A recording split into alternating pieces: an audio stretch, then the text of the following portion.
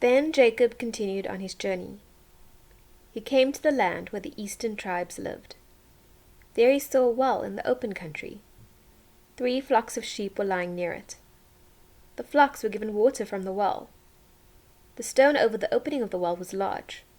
All the flocks would gather there. The shepherds would roll the stone away from the well's opening. They would give water to the sheep. Then they would put the stone back in its place over the opening of the well. Jacob asked the shepherds, "My friends, where are you from?"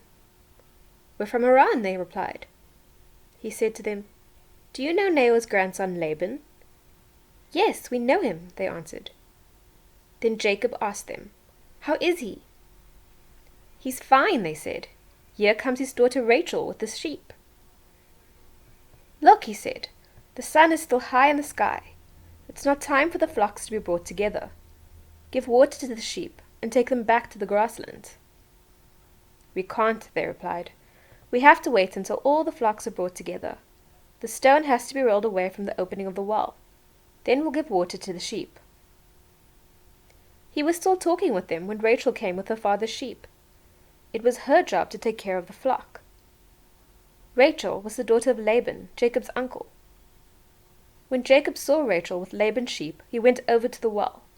He rolled the stone away from the opening. He gave water to his uncle's sheep. Jacob kissed Rachel. Then he began to cry because he was so happy. He had told Rachel he was a relative of her father. He had also said he was Rebekah's son. Rachel ran and told her father what Jacob had said. As soon as Laban heard the news about his sister's son Jacob, he hurried to meet him.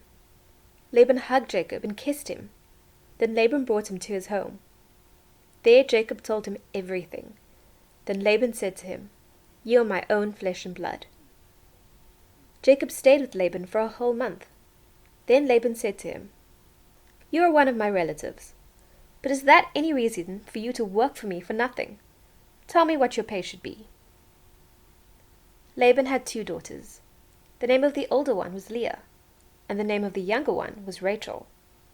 Leah was plain, but Rachel was beautiful. She had a nice figure. Jacob was in love with Rachel. He said to Laban, "I'll work for you for 7 years so I can marry your younger daughter Rachel." Laban said, "It's better for me to give her to you than to some other man. Stay here with me." So Jacob worked for 7 years so he could marry Rachel. But they seemed like only a few days to him because he loved her so much. Then Jacob said to Laban, "Give me my wife. I've completed my time. I want to sleep with her."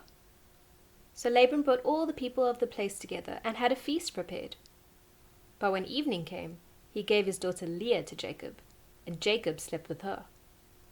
Laban gave his female servant Zilpah to his daughter as her servant. When Jacob woke up the next morning, there was Leah next to him. So he said to Laban, "What have you done to me? I worked for you so I could marry Rachel, didn't I? Why did you trick me?" Laban replied, "It isn't our practice here to give the younger daughter to be married before the older one. Complete this daughter's wedding week. Then we'll give you the younger one also. But you will have to work for another 7 years." So Jacob completed the week with Leah. Then Laban gave him his daughter Rachel to be his wife. Laban gave his female servant Bilhah to his daughter Rachel as her servant. Jacob slept with Rachel also. He loved Rachel more than he loved Leah, and he worked for Laban for another 7 years.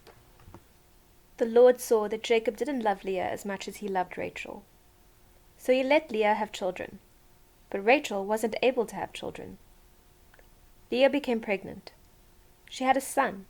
She named him Reuben. She said, "The Lord has seen me suffer. Surely my husband will love me now." She became pregnant again. She had a son. Then she said, "The Lord heard that Jacob doesn't love me very much. That's why the Lord gave me this one too." So she named him Simeon. She became pregnant again. She had a son. Then she said, "Now at last my husband will value me. I have had 3 sons by him." So the boy was named Levi. She became pregnant again. She had a son. Then she said, "This time I'll praise the Lord. so she named him Judah.